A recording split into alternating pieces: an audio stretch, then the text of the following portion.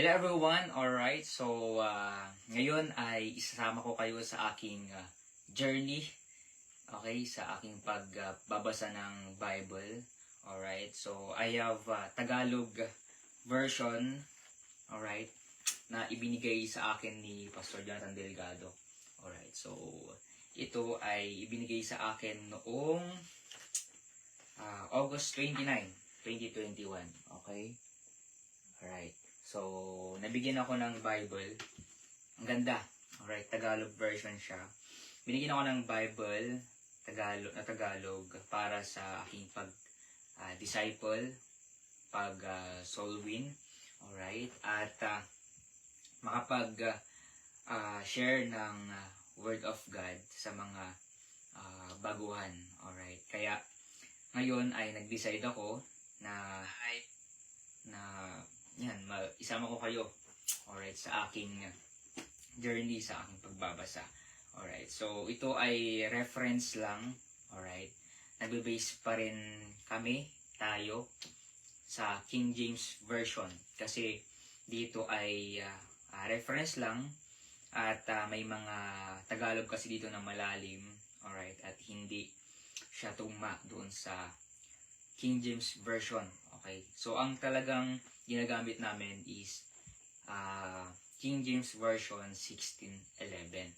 Alright, so nabigyan pala ako ng Bible na ganito kasi nagkaroon ako ng nagkapag-invite ako, alright, ng isang kabataan at siya ay nabaptize. Alright, 2020 pa yun, 2021 pa yun. At yung na-invite ko na yun, nagpabaptize, kakas ko dati. Alright, at magkapatid yun. Kaya, nung member na sila, nagkaroon ako ng libreng Bible na which is napakaganda, napaka-effective, alright, at talagang nag-grow ako dito. Alright, dito sa babasahin natin na Bible, alright, ito ay isang, okay, New Testament ito. Alright. At nabasa ko na to. Alright. Nabasa ko na ito noong nasa dorm pa ako. Okay. I think 2021, 2022. Alright. So, nag-goal ako na basahin siya kada gabi bago ako matulog. Na kahit late na. Alright. Mag-1 na 12. Alright. So, babasa ako ng Bible, itong New Testament. Okay. At nabasa ko na lahat. Alright. Pero ngayon ay gusto ko ulit basahin, alright, itong New Testament. Alright. So nag-start ulit ako this year. Alright. At nasa Matthew chapter 23 na ako. Alright. At nasimulan ko na siya actually. Alright, so nasimulan ko na siya nung this year lang, or Matthew chapter 1, at ngayon nasa Matthew chapter 23 na ako. At napag-desisyonan ko na isama ko kayo sa aking journey, sa aking pagbabasa ng Bible. At ano yung lesson dito. Alright, okay. At ngayon ay sisimulan natin, alright, dito sa Matthew chapter 23.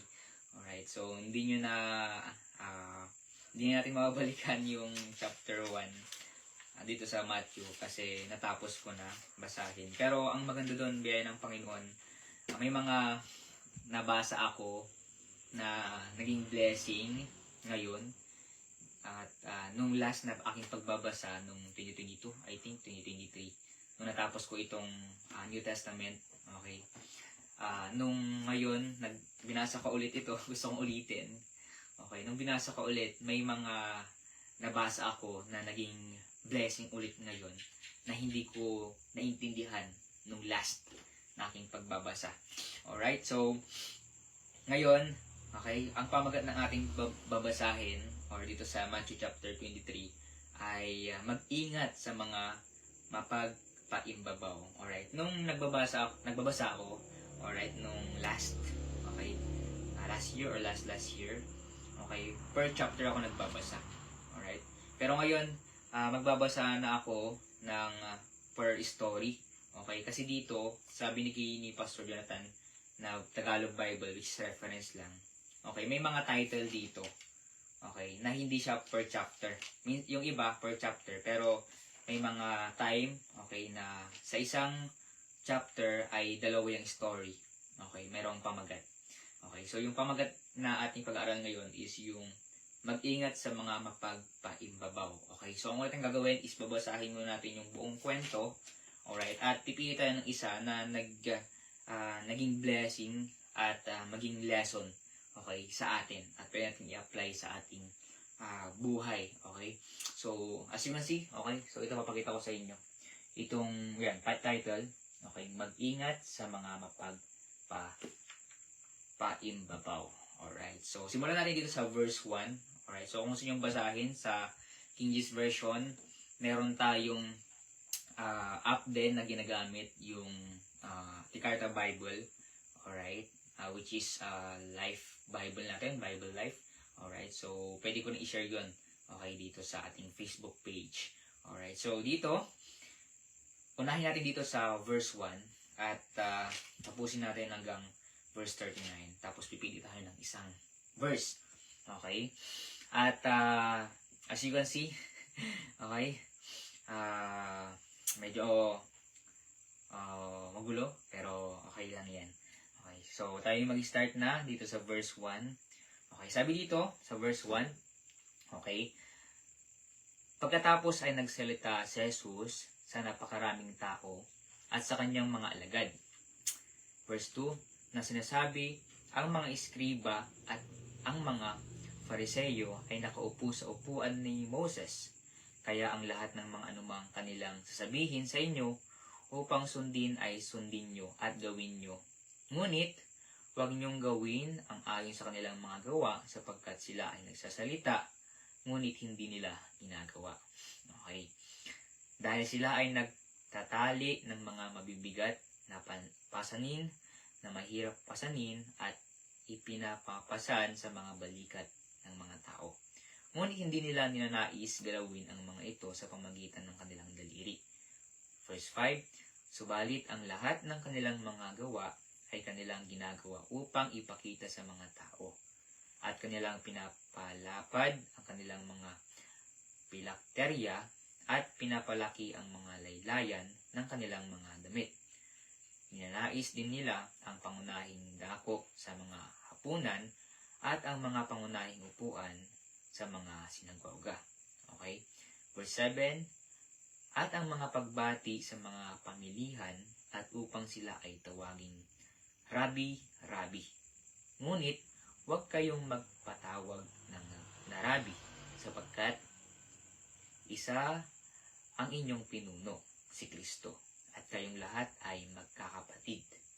Verse 9, at huwag niyong tawaging Ama ang sino man sa lupa sapagkat isa ang inyong Ama na nasa langit. Alright, so, tigil tayo dito sa verse 9. Okay, so dito sa verse 1 hanggang 9, makita natin dito yung mga parang mga nagpapakitang tao, okay, at mga nagsasabi ng mga pwedeng gawin. Pero sa kanilang sarili, hindi naman nila nagagawa. Kumbaga, nagpapabango lang sila. Kumbaga, mayroon kasing tinatawag na principle na practice what you preach. Okay, yung sinasabi o yung tinuturo ay dapat ina-apply mo rin.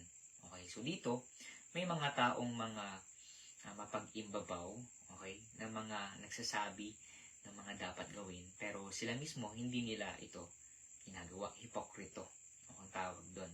Alright, at sinabi dito sa verse 9 na huwag niyong tawaging Ama ang sinuman nasa lupa sapagkat isa ang inyong Ama nasa langit. Okay, kumbaga ang purihin lang natin dapat ay ang Panginoon. Kasi, okay, dito sa lupa ay walang karapat-dapat na purihin. Okay, kundi ang Panginoon lang. At sabi dito, tuloy natin sa verse 10, huwag kayong magpatawag ng mga pinuno sapagkat isa ang inyong pinuno, si Kristo. Ang Panginoon lang kasi ang ating dapat purihin at naitataas sa buhay natin. And verse 2, at ang sino mang magtataas ng kanyang sarili ay ibababa, at ang sino mang magpapakumbaba ng kanyang sarili ay itataas. Tuloy natin ang kwento at mamaya mayroon tayong babalikan na isang verse. Ngunit sa inyong aba, mga eskriba at mga fariseyo, mga mapag-imbabaw, dahil isinasara ninyo ang paghahari ng langit laban sa mga tao, sapagkat kayo ay hindi pumapasok at hindi nyo pinapahintulutan na pumasok yaong mga pumapasok ng lalim, di ba? Verse 14, sa inyong aba, mga eskriba at mga fariseyo, mga mapag-imbabaw, dahil nilalamon nyo ang mga bahay ng mga babaeng balo, at sa pagkukunwari ay nanalangin kayo ng mahaba. Dahil dito, kayo ay tatanggap ng higit na mabigat na kahatulan. Alright. Sa inyong aba, mga eskriba at mga fariseyo, mga mapag-imbabaw, dahil nilibot nyo ang dagat at ang lupain upang ang isa ay magbago ng paniniwala. At kapag siya ay naging gayon, ginawa nyo siyang anak ng impyerno, ng higit na makalawang ulit kaysa sa inyo. Verse 16, sa inyong aba, mga bulag na taga-akay, kayo naman nagsasabi, ang sino mang manumpa sa pamagitan ng banal na dako ng templo, ito ay walang kabuluhan.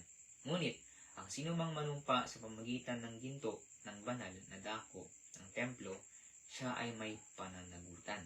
Verse 17, mga mangmang at mga bulag, alin ba ang higit na dakila? Ang ginto o ang banal na dako ng templo na nagpapabanal sa ginto? At ang sino mang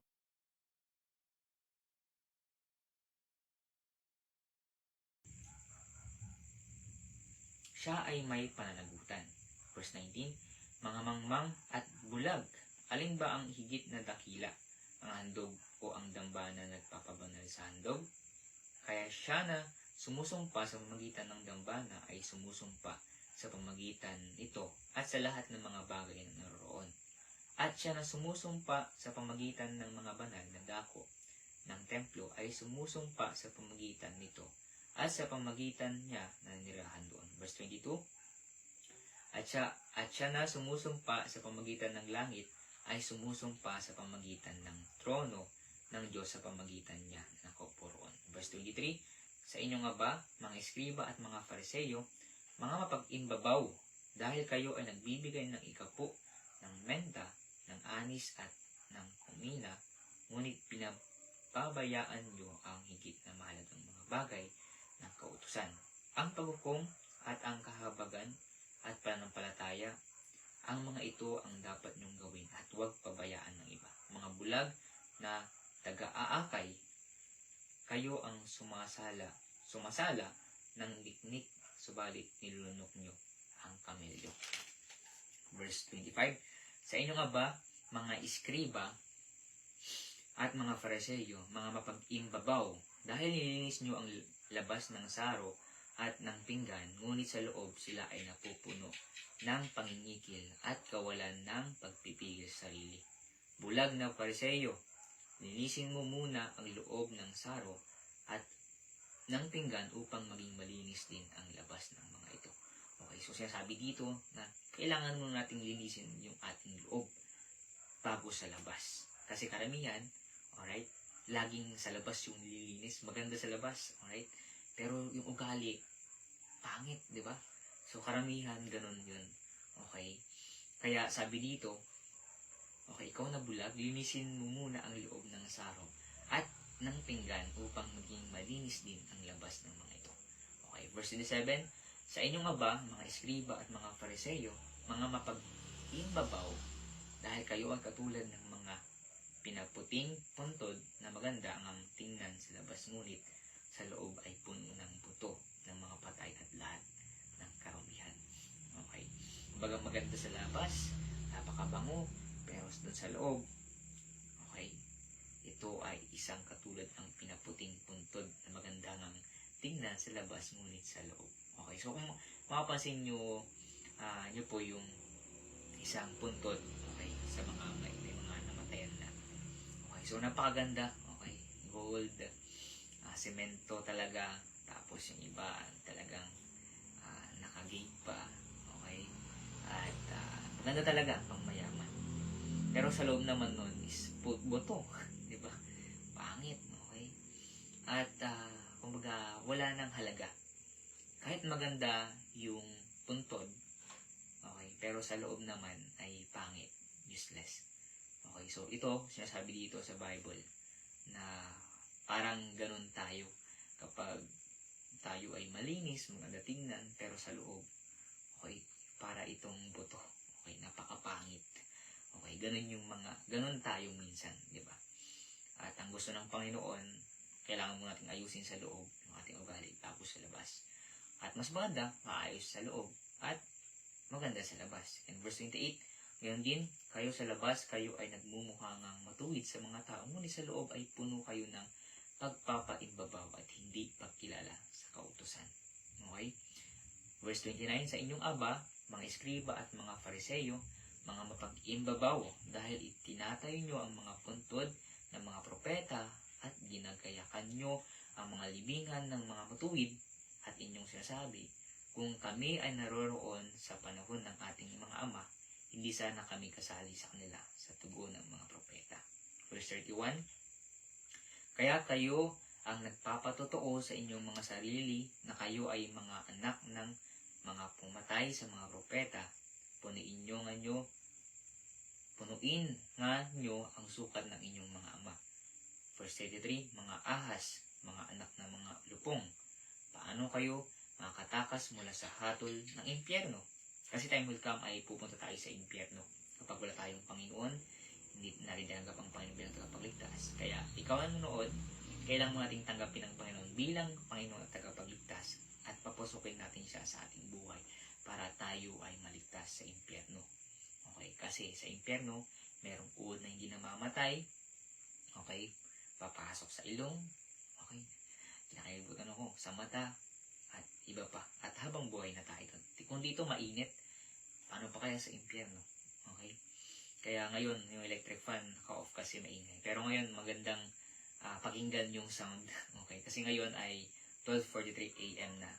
At nag-decide ako na patayin muna yung electric fan. Pero, kahit mainit, okay, basta makapag-share, okay, may bahagi yung salita ng Panginoon, okay lang. Kasi mas mainit sa impyerno. Verse 34, tuloy natin. Dahil dito, narito, isinusugo ko sa inyo ang mga propeta, ang mga pantas na lalaki, at ang mga eskriba. At ang ilan sa kanila ay inyong papatayin at inyong ipapako sa krus. At ang ilan sa kanila ay inyong hahalupitin sa inyong mga sinagoga at pagmamalupitan sa bawat lungsod upang dumating sa inyong lahat ng matuwid na dugo na nabuhos sa lupa simula sa dugo ni Abel na matuwid hanggang sa dugo ni Zacarias na anak ni Barakwes. Grabe. Paka-challenging yung mga pangalan nila. Okay? At na inyong pinatay sa pagitan ng banal na dako ng templo at ng mga dambana. Okay, katotohanan sinasabi ko sa inyo, ang lahat ng mga bagay na ito ay darating sa lahing ito. Jerusalem, Jerusalem, verse 7, ikaw na pumapatay sa mga propeta at bumabato sa mga isinugo sa iyo, gaano kadalas kung yanais na tipunin ang inyong mga anak, kung paano tinitipon ng inahing manok ang kanyang mga sisiw sa ilalim ng kanyang pakpak. Ngunit ayaw nyo. Narito, wasak na iniwan sa iyo ang iyong bahay sapagkat sinasabi ko sa iyo na ako ay hindi nyo makikita mula ngayon. Hanggang sa sabihin mo, okay, pinagpala siya na dumarating sa pangalan ng Panginoon. Okay, so hanggang verse 39 lang. At ngayon ay meron tayong napili, okay, nasa caption, okay. Sabi dito, okay, dito sa Matthew chapter 23 verse 12, okay. Sabi dito, at ang sino mang magtataas ng kanyang sarili ay ibababa. Okay, so ito yung ating napili na verse ngayong umaga. 12:46 AM na kasi.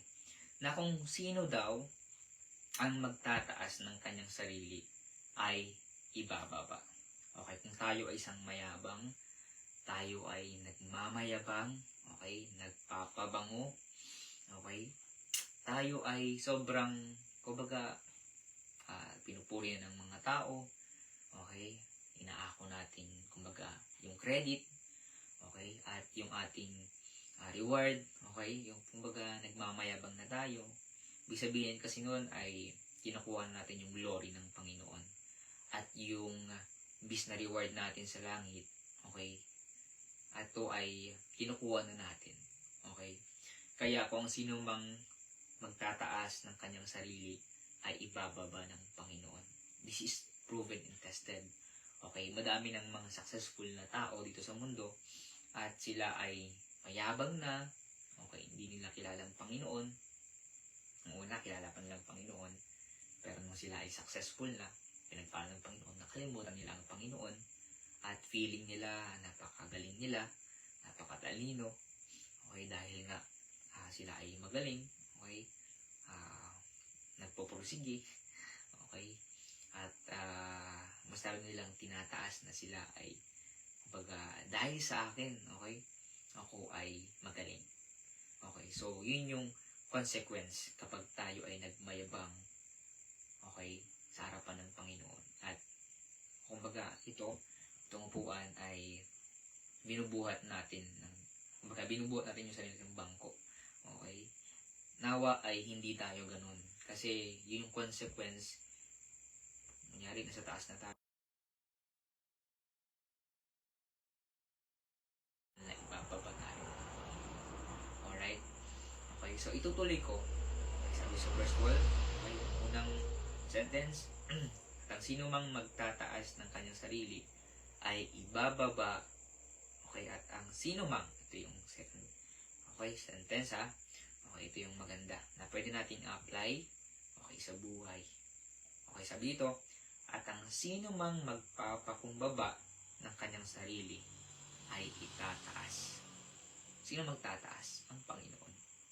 Kasi kung tayo ay nagpapakumbaba, okay, tinataas natin ang Panginoon, yung glory ng Panginoon, because of the Lord, okay, tayo ay successful, okay, nasa taas tayo, okay, nakapagtapos tayo ng pag-aaral, okay, tayo ay dami nating mga tagumpay, okay, sa buhay, okay, at dahil sa Panginoon, okay, nagawa natin yun. Okay, kapag nakita ng Panginoon na tayo ay nagpapakumbaba, okay, at hindi naman yung, kumbaga, false humility. Kasi may mga false humility dito na, like for example, okay, mayaman, pero ang kanilang suot ay urot-urot yung mga damit or butas-butas. Tapos nakatinelas lang papupunta sa SM, sa mga garbong mga pasyalan. Okay, minsan false humility yun eh. Kumbaga, ay ako, humble ako. Okay. Hindi naman sa hindi naman sa pagmamayabang. Ganong pan. So, pwede kasing false humility. Kumbaga, nagpapanggap lang na humble. Pero ang totoo nun, siya ay mayabang. Okay. Pero ang talagang dapat talaga ay, kumbaga kung mayaman tayo, syempre, meron tayong pambili, may kotse tayo, di gamitin natin, hindi tayo magkukumute. Okay. Kung talagang pinagpala tayo, syempre, ipakita natin na talagang pinagpala ng Panginoon, hindi yung parang false humility na meron namang pambili, okay, hindi naman sinayang pagkain, okay, bumili tayo. Pero kung wala talaga, kung ano yung meron, yun lang, okay, magtiis, di ba? Okay, kaya sabi dito, yung talagang totoong hindi nagmamayabang, syempre, okay, hindi yung false humility, kumbaga, humble ako. Pero sabi dito, ang sino mang magpapakumbaba ng kanyang sarili ay itataas ng Panginoon. Ang Diyos yung magtataas. Okay? Dahil ang Diyos yung nagbibigay sa atin ng kalakasan, ng knowledge, ng wisdom, okay, ng buhay. Okay? Especially buhay na walang hanggan. Kaya kung wala ang Panginoon, wala ikaw, wala ako, wala tayo. Kaya purihin ang Panginoon dahil merong itong principle ng Bible o sa ng Panginoon. Okay, ito ay blessing, okay, especially sa akin. Kasi totoo talaga to. Okay, nakapag tayo ay nagmamataas, mayabang, okay, yung glory na pupunta sa atin. Okay, tayo ay ibabagsak ng Panginoon. Okay, pero kung tayo ay nagpapakumbaba at papakumbaba yung ating sarili, ang Diyos yung naitataas. Okay? At dahil sa Kanya, okay, successful tayo. Okay, dahil sa Kanya, okay, dito tayo. Okay, sa mataas. Okay, na binigay ng Panginoon na tagumpay. Okay, dahil sa Kanya, okay, nasa taas tayo. Kaya, kapag nakita ng Panginoon yung puso natin, tayo ay humble. Okay, tayo ay nagpapakumbaba, itataas tayo ng Panginoon. Okay, so dito sa buong kwento ay makita natin dito yung pagiging humble at dapat hindi tayo mapagmataas. Okay, kundi ang Diyos pa rin yung nakikita sa ating buhay at naitataas. Alright, so dito na nagtatapos yung ating devotion. Okay, so ngayon ay mag-i-start tayo. Okay, praying na by God's grace, okay, tuloy-tuloy yung ating devotion. Okay, so sana ay nagpapala ito. At purihin ng Diyos kasi may mga natutunan tayo, okay, na principle.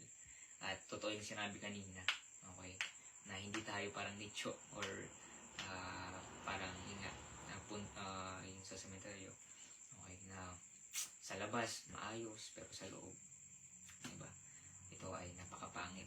Okay, no? So sana tayo ay magpakumbaba, okay, maging humble, okay, sa biyahe ng Panginoon. At salamat sa panonood nyo. Okay, please comment kung taga saan kayo at saan nyo ito, o kumbaga, pag nag-comment kayo, okay, malalaman ko kung hanggang saan nakaabot yung ating live, okay, Facebook live at salita ng Panginoon. Alright, so okay, mainit. Okay, salamat sa panonood and kung gusto mo ng madaming mapag-aralan about Bible at gusto mo akong samahan sa aking journey, sa aking pagbabasa, okay, pwede kang mag-tune in, okay, pwede kang mag-follow or mag-like. Okay, so meron din akong YouTube channel, kahit na regular din, okay, so meron din akong mga devotion, okay, at pwede mong panoorin yun. Alright, so comment ka kung may mga question. Okay, shoutout para kay Jason Milian. Yan, shoutout sa iyo. This is my best friend. Okay, so biyahe ng Panginoon, siya ay Bible student and praying na makapagtapos sa Bible school. Okay, at maging kagamit-gamit sa ministry. Alright, so good morning. So matulog pa lang tayo. At okay, sana ay maging maayos yung ating pagtulog. Alright, so meron tayong 2 viewers. Hindi ko alam kung sino yung isa. Pero salamat sa panonood. Pwede nyo itong balikan. Okay, para matuto tayo. Okay, so glory to God and God bless.